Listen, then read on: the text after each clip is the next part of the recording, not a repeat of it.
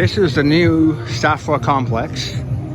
We're on the 4th floor, and it has a gym. The main attraction below on different floors would be the gym. There are obviously also gyms here, but what's interesting is that you're right next to some nature, and you've got billiards over here as well. You keep going down, there's actually some gaming as well. So if you like to game, you've got people able to come in and play Call of Duty or whatnot. What's really interesting is there's also apparently a place to gamble here, though I'm not sure what the rules are, because of the fact that we're dealing with a place called Jackpot. And so it's called Winner's Circle. And so there's also obviously a place to run over here. So I don't know, obviously not a very popular place to run.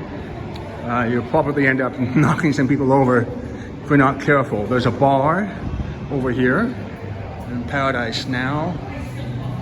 And this is the bowling alley as well. So this is probably the biggest news to come out of this particular neighborhood in Singapore. And obviously it's an interesting setup. The gym downstairs that I mentioned is actually being rented out, presumably by a private company. It's affiliated with the Gracie brothers, or Jiu-Jitsu. This and everything else, or I suppose you've got all of the public areas, such as the Olympic-sized swimming pool, owned by the government. So I assume the gaming facility, the bar, all of that is essentially being rented out under a long-term contract with a vendor.